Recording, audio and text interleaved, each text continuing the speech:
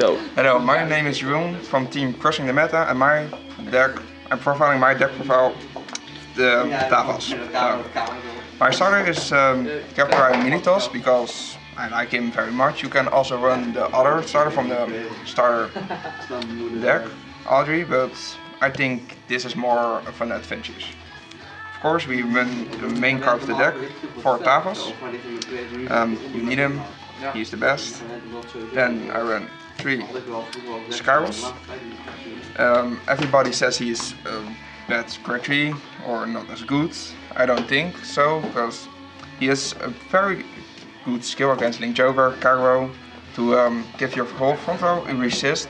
With another card in my deck that has also resist, they almost can do anything at all. It basically means that you can shut down most of the decks that target the units. Yeah. Which brings to the point that it is a pretty strong anti-meta deck. Not a budget deck, but a really strong anti-meta. For grade 2s I run 2 High Tide Snipers. It's a pretty good card still. Soul Blast 1 and plus 10,000. Plus 10,000 for on the third battle. Then I run 3 Titles. Title is just every deck needs it. It's a very good card. It's a very good card. Hit the Vanguard, standing again, minus 5,000. It gives a really strong early game push. And the G decks have a lot of issues with early game. And Thavs and Tidal Assault fixed that for this deck. Next, from the new Clan Booster, 3 Battle Siren Aleolide. I run her on 3 because you can only use her skill once when you place her. And 4 is too much because you do not always have the time or chance to run Thavas. And the soul is also a challenging point for the deck, which will be brought up later on. Next, I run 3 Magnum.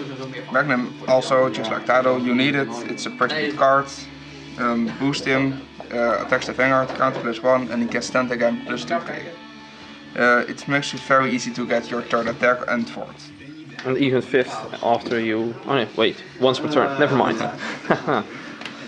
That's for grade 2s. On to grade 1s. I run 2 Battle Siren Tia. She's really good with the other grade 2s, just counter plus 1, soul plus 1, and you can stand a unit with 5,000 less. She's very key to a lot of attacks. And she has resist, which makes a great combo with Skyrels. Even when you have Skyrels as Vanguard, there are other ways to get your alt Thavas skills going. Next I run 2 Stasia. She's a very good pressure card, just back from the back row 9 to a rear guard, or even you can boost it with a trigger and hit for a Vanguard and push a 5k guard. And with the draw triggers he plays in his deck, you're even able to hit Vanguard with just a card in the soul, which helps when you use other cards that you prefer to use soul blasting. Next, I also run 3 Melina. I really like her, because you can attack her on the 3rd time, counterblast, plus 5 and draw. You get a pretty good hand size from it, and you can combo it with one of the G units to attack even from the back row also. And on turns with Lambros, it's pretty easy to get your hand advantage going. Then the most obvious cards. 4 perfs, nothing much to say about it. And he preferred to use the normal perfects because G perfects, the counterblast is not that needed in the deck because the counterblast engine is not that hard.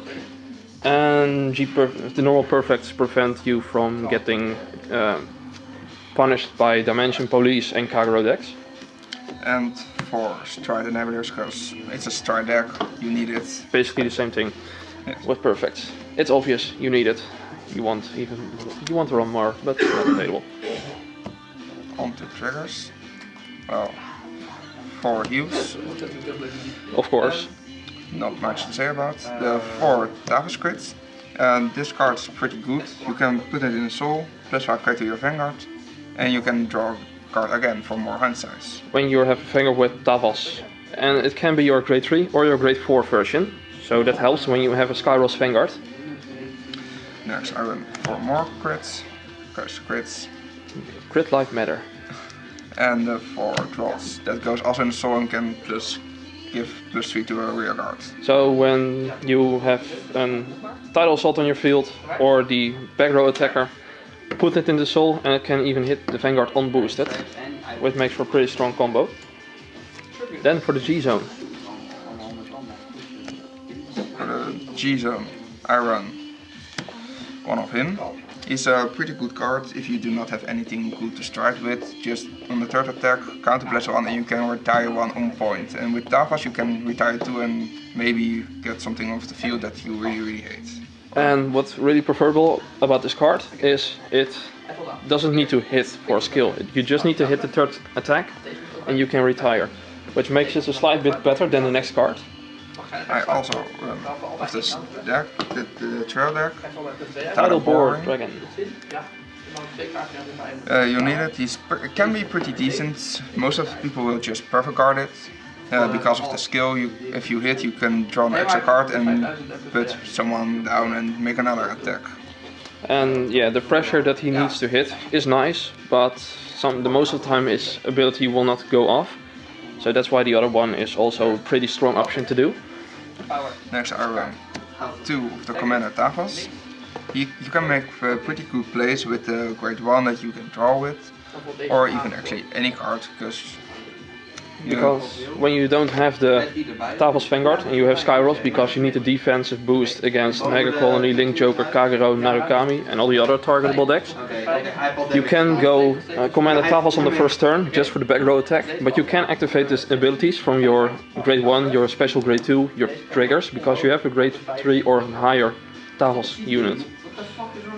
And last but not least, for Lambro, because you know, OP.